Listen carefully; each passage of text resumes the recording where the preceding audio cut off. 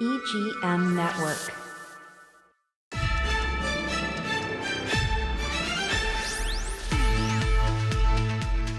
Hey, good afternoon, everybody. This is Bill Crafton. Once again, we're doing podcast number 9. And I guess our goal here is to identify how billionaires avoid paying taxes. That's good. They really do. A lot of them. And remember, we're always sponsored by Sir Paladin LLC. We sell Florida tax certificates on a third-party basis. In the event that you were to buy some, we don't guarantee anything. Buyer beware is our motto. And I have a bigger sign here with Evergreen Media. Jesse, yeah, see that? Yeah. These guys are absolutely fabulous. Let me tell you, this guy, Jesse, you can't find a nice person more technical to work with than Jesse James, I call him, you know? Thanks, Bill. He's like a gunslinger type guy, you know? Hey, all right. Now, historically, podcast number 9, we have a Boston Red Sox number that goes along with that. And his final at bat was in 1960. Jesse, who was he? Yes, Ted Williams. Oh, my God, he got one right. You're doing all right, Jesse. That's the one I got. Yeah, that's right. Let's see his last at bat, Jesse, if we can. All right, yeah, sounds good. There's a drive to deep right center. This may be gone. Fred way back there watching. Home run. Ted Williams. He hits a home run. Well, if you had written it that way, nobody would believe it, so I even tried. The 521st of his Major League career. Hitting the home run was perfect. It was a perfect way to say it, to say goodbye. You know, Ted Williams had a lot of integrity. That's all I can say. You know, didn't take drugs, didn't take growth hormones. You know, wasn't hitting a juiced-up baseball. 44 years of age. That was his last swing at the bat in the major leagues. He hit 29 home runs that year. And quite frankly, when he hit that home run, that's like almost a 400-foot shot to that bullpen out in center field. Lifetime, he hit 521. Now, man, that ain't so great, right? But he served in the Korea War in the military for 5 years in his prime. Had he got 40 home runs, 42, 43 home runs in his prime, which is very likely he could have if he didn't get hurt, he would have broke Babe Ruth's record. That's the kind of hit he was. He was like just unbelievable, you know. So, my opinion, greatest hitter of all time, swinging the bat. So. And basically, in Korea, he flew 39 combat missions. Now, some guys had trouble with their foot and they couldn't go into service, but that was Ted Williams flying 39 combat missions. And he got shot down. He was they told him, bail out, but he had long legs. If he ejected, he felt he was going to bust his kneecaps wide open and ruin his rest of his life in baseball. So he belly landed the plane so he could continue playing baseball. All right. A lot of combat experience. Basically, Ted Williams, when I was growing up and I was watching John Wayne, Ted Williams was my John Wayne. Okay. The life he led, that's what John Wayne portrayed in the movies. So just a real great guy. And one last comment from my Yankee friends. There's another number 9 out there that I feel really didn't get treated well by the Yankees. Roger Maris, first one to break Babe Ruth's record of 61, hit 61 home runs. Did it without drugs or homos or anything. Real legitimate, challenge. Him and Mick, right? Everybody loved Mick, number 7, but nobody seemed to like Roger. Roger never made the Hall of Fame, and that's a real disservice to Roger Maris. And I'm kind of ashamed of all my Yankee fans for that. So. Anyway, moving on, we look for facts, we try to report it. Key thing here, right? I'm not a Democrat, I'm not a Republican. I classify myself as an American, okay? So I can look at a Republican Party, I can look at a Democratic Party, and I can be very, very critical. And that's what I am. So just understand, not a Dem, not a Rep, just basically somebody that's looking for good government out of the United States government. And one of the most inspiring presidents I had and things that he said was Ronald Reagan. I've spoken of a shining city all my political life, but I don't know if I ever quite communicated what I saw when I said it. But in my mind, it was a tall, proud city built on rocks stronger than oceans, windswept, God-blessed, and teeming with people of all kinds living in harmony and peace. A city with free ports that hummed with commerce and creativity. And if there had to be city walls, the walls had doors, and the doors were open to anyone with the will and the heart to get here. That's how I saw it and see it still. He says it all. I agree with him. Yeah, that's the kind of country I want. Unfortunately, that was back in 1980. Here we are in 2026, and it doesn't seem like it's the same country anymore. And then moving on, I keep my eye on the environment, and I really determined that there's a lot of global warming in the environment that tends to get ignored. Jess, you want to explain this? Yeah. So this is a map starting at 1880. It moves through the timeline up till modern day of the temperature that we've recorded of the globe. And you can see it starts off blue, cold, and then it's gradually warming and warming and warming. We get to 1970s, and it's almost all yellowish and reddish. And today it's almost all red. It's definitely warmed. Yep. As you can see by that map. You live in Florida where those ice caps melt. If you live on the coast, you're going to be underwater. So pay attention, folks. It's real. They're not making it up. And if you're a radio listener, check out podcasts here.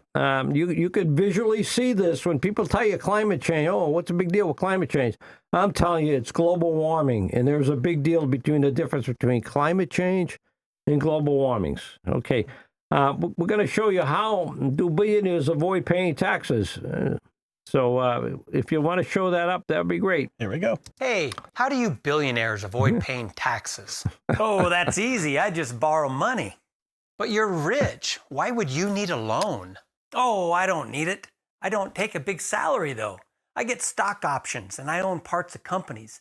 Banks love that as collateral and give me cheap loans. But don't you pay taxes on those shares? Only if I sell, which I don't. And the loan interest? Tax write-off. Okay, but what about when that loan comes due? Oh, I just take another loan. And banks are cool with that? Well, they'd rather charge me interest than risk loaning to somebody like you. So you dodge taxes until you die? Oh, that's even better. When I die, my assets get a stepped up in basis. My heirs inherit them at today's value. No capital gains taxes.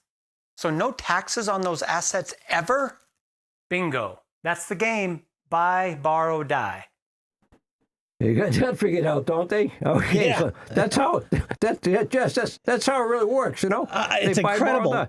And who the leader in that is Elon Musk. Yeah. We just had the what do you say that? What was that rocket they launched up? Oh, the Artemis 2. Artemis 2. They just shot those guys up there on the way to the moon, and that's really great. Those folks going to the moon. I don't know why we're spending all that money sending them around the moon, but yeah, I'm sure there's a good reason, which I wouldn't think there is, based on our current $40 trillion worth of debt in the country. Stepped up basis. In case anybody doesn't know what that means, is if I owned a stock, it was worth $1,000 a share, and I had bought it for $1, and I died, and it passed over to my family, that $1,000 stock would be revalued. At $1,000. So the upside between $1 and $1,000, there'd be zero taxes paid. Not a bad deal, But when these guys got $29 million, 29 million shares of stock, it adds up as like a lot of money, So, we're gonna go to Congress and take a look at a lady who was trying to figure out this FICA stuff. Is it right that those making under $184,500, their effective payroll tax rate is roughly 12.4%? That's right. The statutory rate is 6.2%, but consensus view is that the employee pays, basically the employer cost is passed on to the employee, and so the employee basically faces a rate of 12.4%. For anybody earning $104,500. What is the effective payroll tax for someone making $1 million a year? So they would pay the 12.4% on that first $185,000 roughly, and then would not pay additional tax on labor income above that amount, and so that math would work out to about 2.2%. Okay, so 12.4% for someone under 184.5. A millionaire would be about 2.2. What if you're a billionaire like Trump or Musk? Your Social Security tax would be effectively, on my understanding, Very, very much smaller. 0.0002. Yes. That just doesn't make sense to me. And when the richest people in the country have the smallest effective tax rate, that does not seem to me like a very fair system, especially when we are now 6 years away from retired workers facing this 24% cut in their Social Security benefits. Hey, that says it all. You know, the billionaires have taken over the country.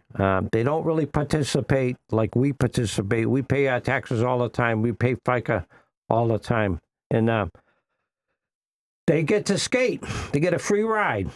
We had a list of billionaires, I thought, Jesse. Did we not? Yeah. I'll show you that list right here. There's Okay.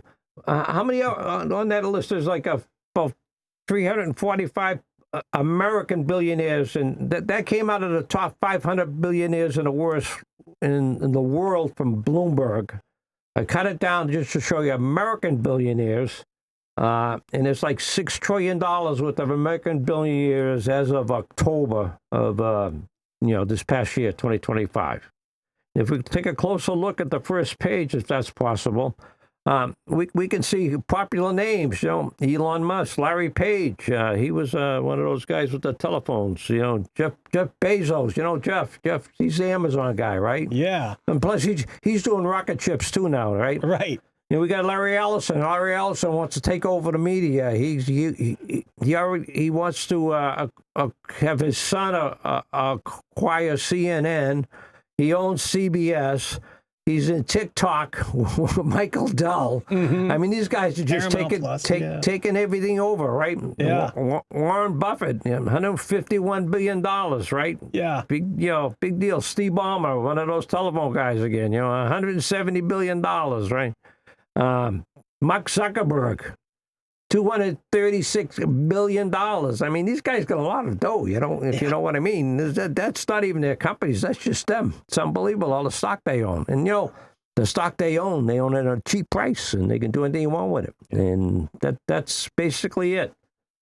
Jess, did you want to take a break for radio? Yeah, it's a good time to take a radio break. Let's take a radio break. We'll be right back.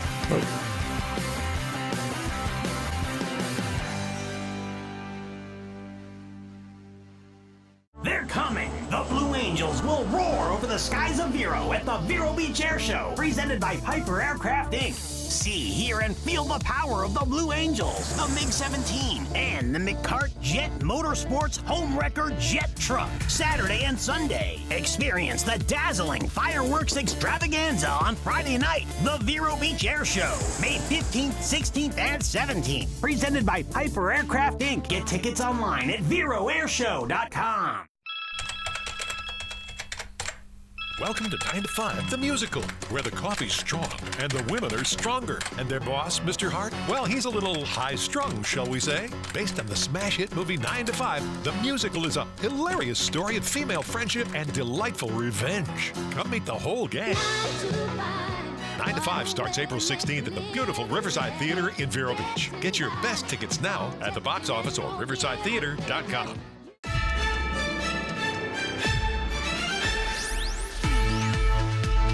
Hey, I forgot to tell you folks, we're on the radio now. Jesse, you're a miracle worker. You just came on the radio. Can you imagine that? Yeah, we got you on the radio, Bill. Hey, 8 weeks ago, I had no idea what I'm doing. Next thing I know, I'm a radio celebrity here. There you go. YouTube and the radio. You're all over. Yeah, we're on 107.9 FM. What about the Saturdays at 2 p.m., and that's 1370 a.m. Say that again. I missed that. It's 107.9 FM. 1370 a.m. here on the Treasure Coast. And that's what time I am? Saturday at 2 p.m. 2 p.m. Don't forget that, folks, because you should listen in. If you're listening in, you should go to the podcast, because you got a lot of good stuff to show you on the podcast, too. So this is like a give and take situation. There you go. Follow us on YouTube at Wake Up America with Bill Crafton. All right, here we go. Hey, listen, we have something coming up with Elon Musk. He paid a lot of taxes here on this transaction he had, and I think it's worth noting. All right, the Elon Musk piece here. Yeah, here we go. Whoop, not that one. Not that one. That's me. Pay him 96 Oh, my million. fault. They've approved Let's the start that over. plan to pay him 96 million shares. As part of that, he would not be allowed to sell the shares, however, for another 5 years. So even though he'd be paid those shares today, he can't sell those shares for the next 5 years. He can pledge those shares so that he can effectively take out loans to pay for the taxes on the vesting of those shares. Okay. Hey, there you go, right? 96 million shares, you know. The stock is worth $300, and I think the option price he got was $6.25.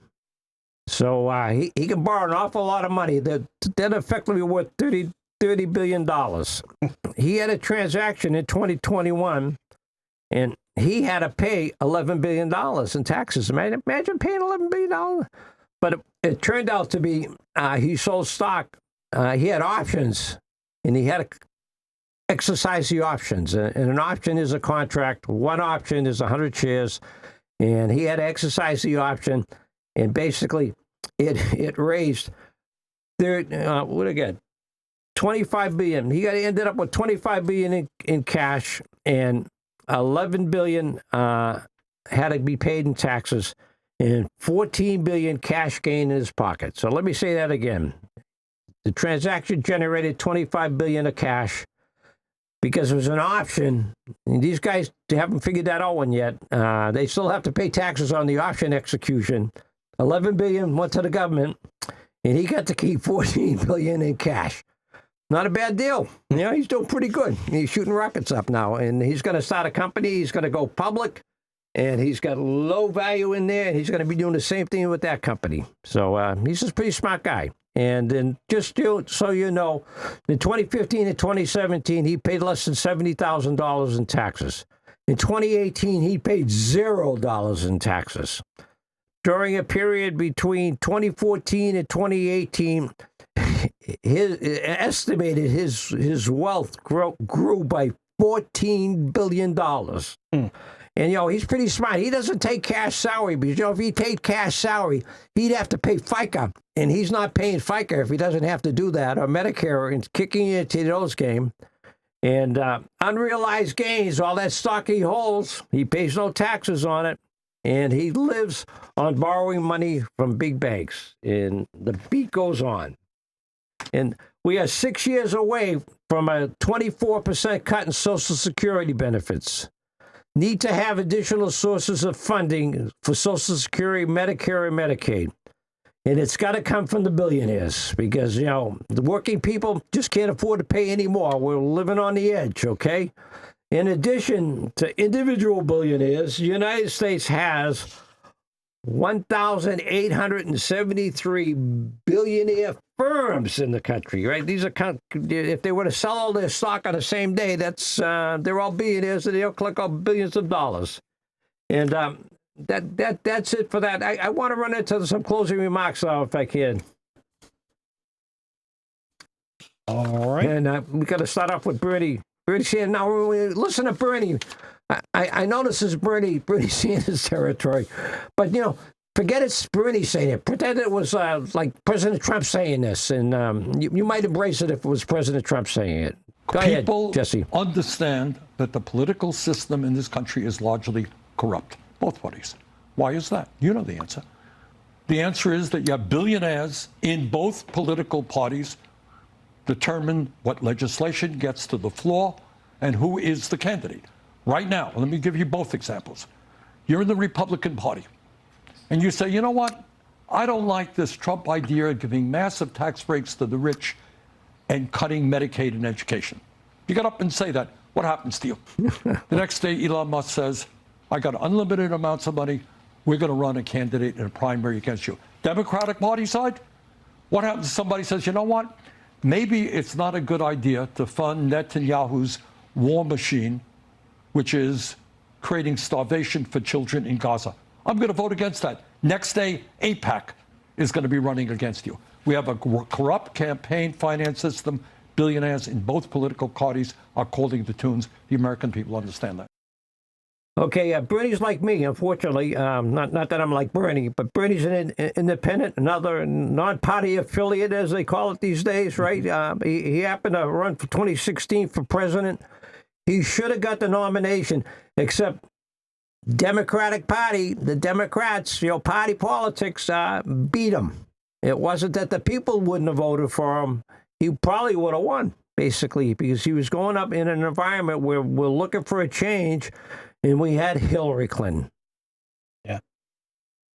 God forbid. I mean, these party people are crazy. We got to put people in Washington basically in tune to what the people in America need. Besides billionaires, the billionaires got everything covered. So, primary elections, right? A closed primary election is a non-party affiliate like myself. If I'm a registered non-party, I can't vote in a primary in Florida. And I think that's wrong. Yeah. Anybody that's a registered voter should be able to vote. Walk in and say, hey, I want to vote for a Democrat. I want to vote for a Republican. I want this ballot. Please give me the ballot.